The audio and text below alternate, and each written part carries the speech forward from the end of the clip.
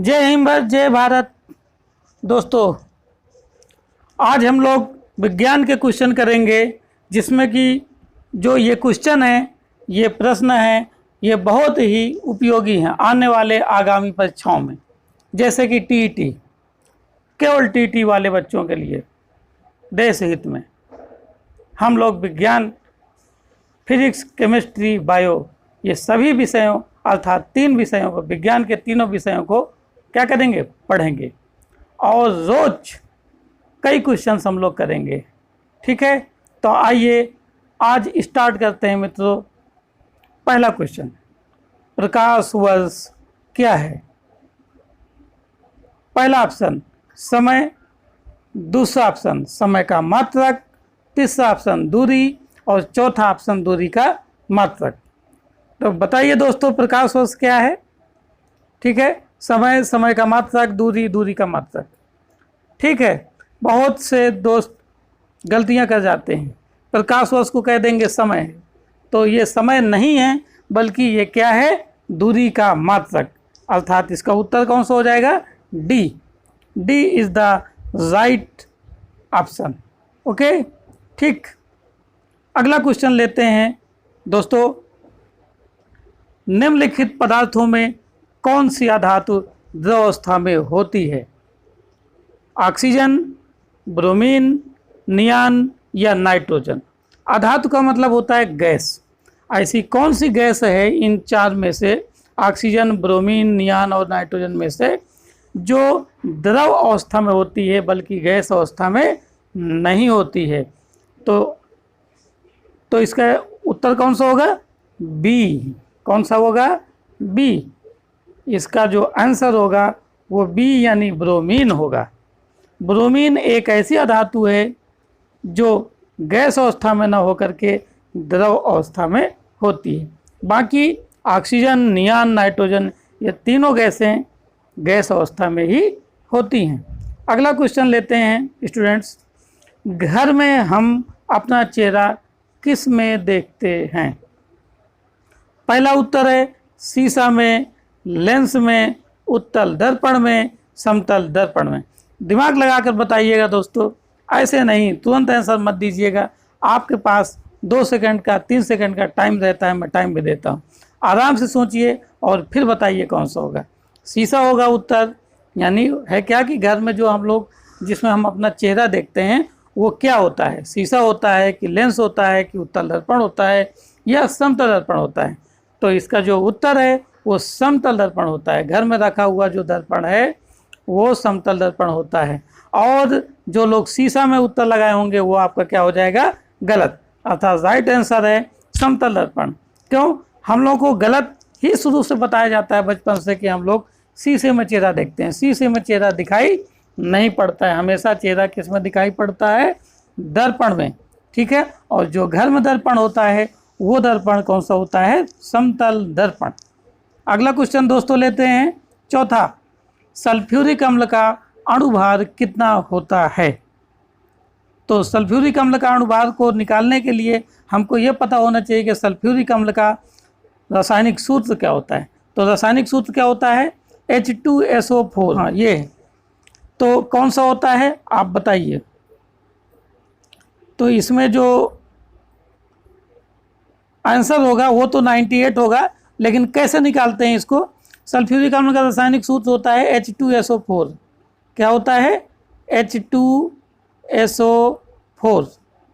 तो H2SO4 में जितने भी तत्व हैं उन सभी तत्वों के परमाणु भार लिख करके योग कर लेते हैं, तो सल्फ्यूरिक अम्ल का क्या आ जाता है? अणुभार। H कहे हो गए 2, तो 1 H का परमाणु भार कितना होता है? 1, और 2 हैं तो 2 का गुणा 1 में कर देंगे तो क्या हो जाएगा?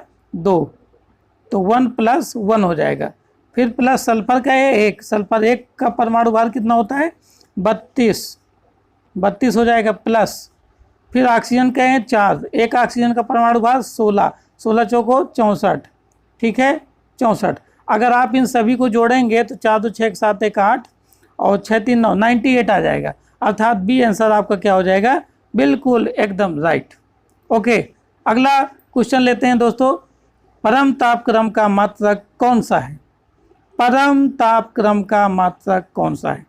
देश हित में, टीचर्स के लिए, टीचर बनने आइए, अध्यापक बनिए और अच्छे अध्यापक बनिए, कोई भी चीज़ रटिए नहीं, समझिए।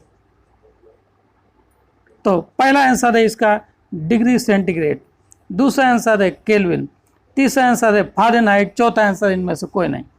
तो परम तापक्रम का मात्रक केल्विन होता है। कौन सा होता है? केल्विन होता है।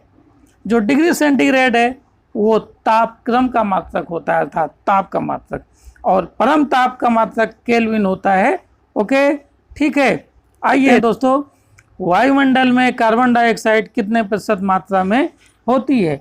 तो वायुमंडल में कौन कौन से गैसें होती हैं? नाइट्रोजन होती है जो सबसे ज़्यादा मात्रा में होती है, उसके बाद नंबर आता है ऑक्सीजन का, और इसके बाद अन्य कुछ गैसें होती हैं जैसे आर्गन है और कार्बन डाइऑक्साइड है, और अन्य बहुत कम मात्रा में अन्य गैसें भी होती हैं।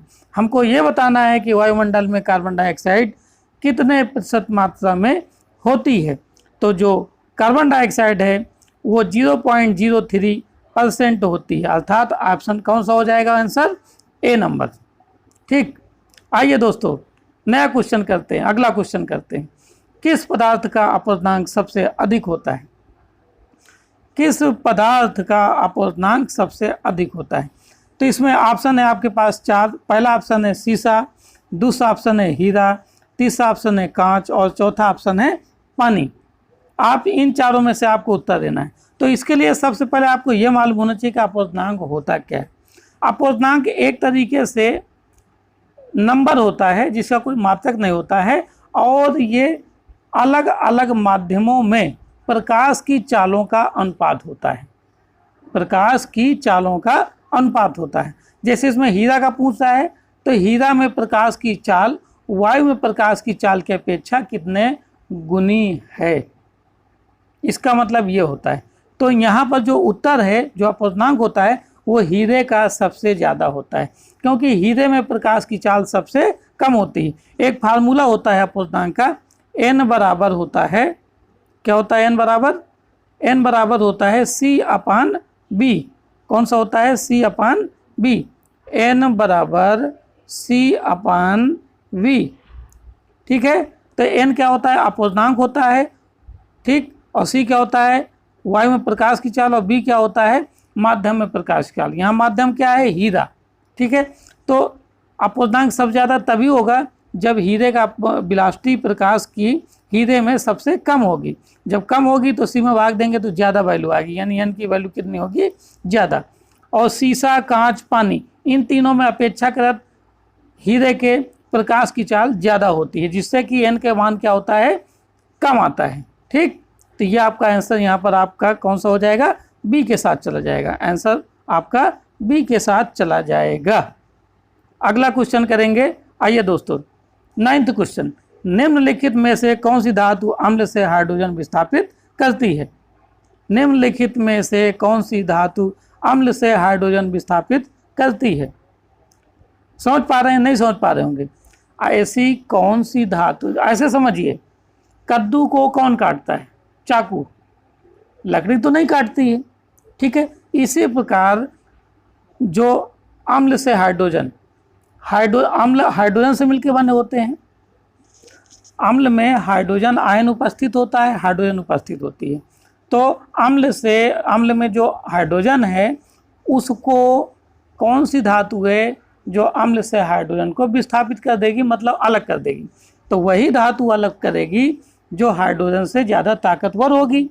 ठीक है, तो एक विद्युत रासायनिक श्रेणी है, उसमें सभी तत्वों को ऊपर से बढ़ते या घटते हुए क्रम में लिखा गया है, जिससे कि ये पता चल जाता है कौन सी धातु किस धातु से प्रबल है और कौन सी धातु किस प्रबल धातु से दुर्बल है। ठीक है, तो यहाँ पर जो है, जो धातु अम्ल है, अम्ल में हाइड्रोजन है, तो हाइड्रोजन से जो प्रबल धातु है वो कौन सी है? जिंक। और सिल्वर, कापर, मरकरी, ये तीनों क्या हैं? दुर्बल धातु हैं। अर्थात जिंक अम्ल से हाइड्रोजन को क्या करेगा? विस्थापित कर देगा। अर्थात आंसर आपका जिंक के साथ चला जाएगा। ठीक, चलिए आइए नया क्वेश्चन करते हैं। 10वां क्वेश्चन, गैलेना किस धातु का अयस्क है? तो पहले तो ये पता चल गया गैलेना क्या है। गैलेना किसी धातु का अयस्क है। देखिए क्वेश्चन पढ़ते हैं और उसी क्वेश्चन में होता है, एक क्वेश्चन है लेकिन बहुत से क्वेश्चन हम लोग निकाल सकते हैं। जब ये तभी निकाल सकते हैं जब हम लोग के अंदर समझदारी हो, और समझदारी विकसित करने के लिए कहीं रटने की ज़रूरत नहीं होती, कोई शॉर्टकट तरीका नहीं। चीज़ों को पढ़ना होता है, समझना होता है और तैयार कर लेना होता है। तैयार हो जाती हैं चीज़ें, थ्योरी तैयार हो गई, न्यूमेरिकल तैयार हो गए, आप कोई भी क्वेश्चन उस टॉपिक से पूछ सकते हैं। तो यहाँ पर जो गैलेना है वो लेड धातु का अयस्क है। किसका? लेड धातु का, अर्थात आंसर आपका सी के साथ चला जाएगा। ठीक, आइए नया क्वेश्चन करते हैं दोस्तों। प्रकाशिक क्रिया हरित लवक के किस भाग में होती है? प्रकाशिक क्रिया हरित लवक के किस भाग में होती है? तो प्रकाशिक क्रिया हरित लवक के ग्रेना में होती है। किस में होती है? ग्रेना में होती है, अर्थात आंसर आपका बी के साथ चला जाएगा, बी के साथ। और स्ट्रोमा में क्या होता है? देखिए दूसरा क्वेश्चन अगर आंसर दिया है, स्ट्रोमा में अप्रकाशिक क्रिया होती है। हरित लवक में कौन कौन से चीज़ें होती हैं? स्ट्रोमा होता है, ग्रेना होता है। इन दोनों में एक में प्रकाशिक क्रिया होती है और दूसरे में अप्रकाशिक क्रिया होती है, मतलब अंधेरे में। ठीक है, तो प्रकाशिक क्रिया ग्रेना में होती है हरित लवक के, और आंसर आपका बी हो जाएगा और आपका क्वेश्चन सॉल्व हो गया। चलिए दोस्तों एक नया क्वेश्चन लेते हैं, 12वां क्वेश्चन। गुणसूत्रों का निर्माण किससे होता है? गुणसूत्र होते हैं ना, आदमियों में कितने जोड़ी गुणसूत्र होते हैं? 23 जोड़ी। कितने जोड़ी? 23 जोड़ी। तो इन गुणसूत्रों का जो निर्माण होता है वो किससे होता है? पहला आंसर डीएनए से, दूसरा आंसर प्रोटीन से, तीसरा आंसर आरएनए से, और चौथा आंसर डीएनए व प्रोटीन से। किससे होता है? तो यहाँ पर जो आंसर होगा वो डीएनए व प्रोटीन से हो जाएगा, अर्थात ऑप्शन नंबर डी, अर्थात 4 नंबर आपका राइट आंसर होगा। चलिए दोस्तों अगला क्वेश्चन करते हैं 13। +4 क्षमता वाले लेंस की फोकस दूरी कितनी होगी? +4 क्षमता वाले लेंस की फोकस दूरी कितनी होगी? तो पहले आपको बता दें, अगर प्लस में क्षमता है तो वो कौन सा लेंस होगा, कौन सा दर्पण होगा? उत्तल। उत्तल लेंस भी होगा और उत्तल दर्पण भी होगा, उसी की क्षमता प्लस में होती है। और माइनस में क्षमता किसकी होती है? अवतल दर्पण और अवतल लेंस की जो क्षमता होती है वो माइनस में होती है। पहला नंबर, ये जानकारी की बात है, कौन कौन सी जानकारी हम किसी क्वेश्चन से ले सकते हैं। अच्छा, तो हमें निकालना है फोकस दूरी। फोकस दूरी का फार्मूला होता है, क्या होता है फोकस दूरी का फार्मूला? जो फोकस दूरी का फार्मूला होता है वो होता है आपका F = 1/P। क्या होता है? 1/P। 1 क्या है? 1 एक प्रकार से डिस्टेंस है, और ये काहे में होती है? मीटर में नापते हैं। और P क्या है? क्षमता। क्षमता का मात्रक क्या होता है? डायोप्टर। तो 1/P, और P हमको पता है कितना है? 4। तो 4 से भाग देंगे तो कितना आएगा? 0.25। तो किस में आएगा? मीटर में। तो 0.25 मीटर तो कहीं आंसर है नहीं, तो फिर क्या करेंगे? इसको सेंटीमीटर में चेंज करें।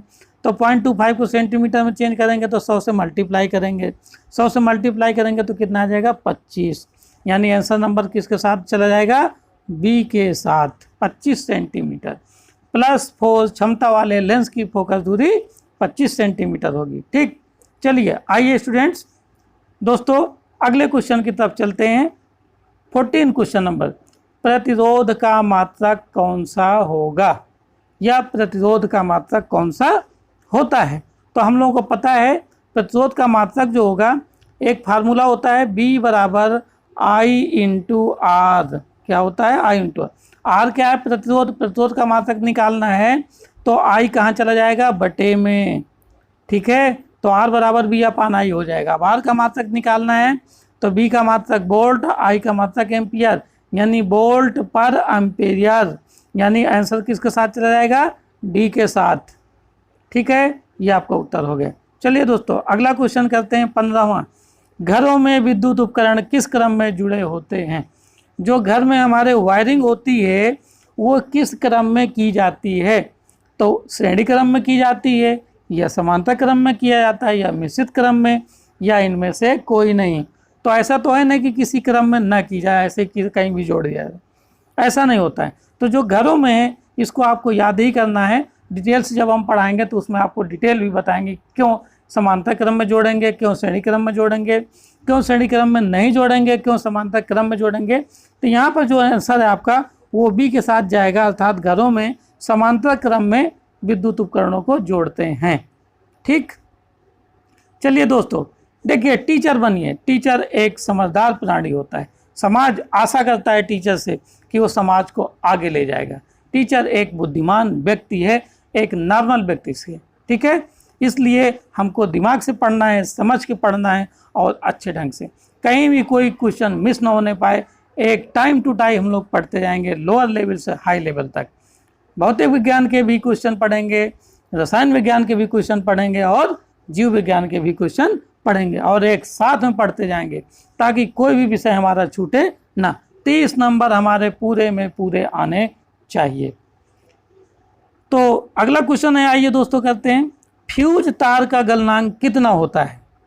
फ्यूज तार जानते हैं? फ्यूज तार किसी भी उपकरण के पहले लगाया जाता है। जैसे जहाँ आपका मीटर लगा होता है या बोर्ड लगा होता है, वहाँ पर एक लुक झुक करती हुई लाइट होती है, वो फ्यूज तार ही है। तो अलग अलग इंस्ट्रूमेंट उपकरण, विद्युत उपकरण की लिए अलग अलग प्रकार का तार लगाया जाता है। यहाँ पर जो है फ्यूज तार का गलनांक कितना होता है, तो यहाँ पर जो आंसर चला जाएगा वो कम होता है। क्यों कम होता है मैं आपको बता दूँ।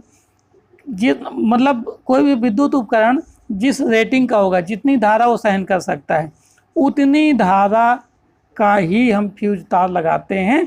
अगर उससे ज़्यादा धारा बही तो वो फ्यूज तार क्या होता है, गल के अलग हो जाता है, जिससे कि विद्युत करंट आगे नहीं बढ़ पाती और हमारा उपकरण फूकने से बच जाता है। ठीक है स्टूडेंट दोस्तों, ठीक, तो यह भी आपका क्वेश्चन हो गया। चलिए अगला क्वेश्चन करते हैं 17। सोडियम अमलगम का सूत्र लिखिए। यानी सोडियम अमलगम का सूत्र क्या होता है? तो स्वाभाविक इसमें क्या कह रहा है, सोडियम, जिसमें सोडियम होगा वही उत्तर हो जाएगा आपका।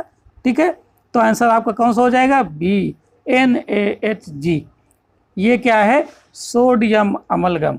चलिए दोस्तों अगला क्वेश्चन करते हैं 18वां। हैबर विधि में उत्प्रेरक वर्धक का कार्य कौन करता है? तो हैबर विधि किस काम आती है? पहले तो आपको ये पता होना चाहिए, अमोनिया गैस बनाने के काम आती है। तो इसमें उत्प्रेरक और वर्धक कौन होता है? तो यहाँ पर देखिए, जो इसका आंसर है जो मैंने लिखा है वो यहाँ पर मैंने इसका दिया है मॉलिब्डेनम। ठीक है, लेकिन इसको थोड़ा डिस्क्राइब करके मैं बताता हूँ। 2 पदार्थों का प्रयोग करते हैं हैबर विधि में अमोनिया बनाते समय। एक उत्प्रेरक जो कि Fe होता है और एक वर्धक जो कि मॉलिब्डेनम होता है। तो इन दोनों को आप समझ लेना, अच्छे ढंग से क्वेश्चन पढ़ के कीजिएगा ताकि गलत ना हो। ठीक, ओके, आइए दोस्तों अगला क्वेश्चन करते हैं 19। प्रोटीन का पाचन मुख्यतः कहाँ होता है? तो प्रोटीन का जो पाचन होता है, मुख्यतः पाचन तो कई जगह होता होगा, लेकिन वो उसमें क्या कह रहा है क्वेश्चन, मुख्यतः कहाँ होता है? मुख गुहा में होता है, या आमाशय में होता है, या छोटी आंत में होता है, या बड़ी आंत में? तो जो मुख्यतः होता है वो कहाँ होता है, आमाशय में। अर्थात उत्तर किस में चला जाएगा, बी में। ठीक है, B answer is the right answer. चलिए दोस्तों अगला क्वेश्चन करते हैं और लास्ट क्वेश्चन है जो कि हमारा क्या है, उसमें कोशिकाओं में ऊर्जा किस रूप में संचित होती है? ATP के रूप में, NADP के रूप में, AMP के रूप में, या ADP के रूप में? तो यहाँ पर जो उत्तर आएगा वो ATP के रूप में कोशिकाओं में ऊर्जा संचित रहती है, अर्थात एडेनोसिन ट्राइफॉस्फेट, और आंसर नंबर A के साथ हमारा उत्तर चला जाएगा। ठीक दोस्तों, जय हिंद, जय भारत। Okay, thank you.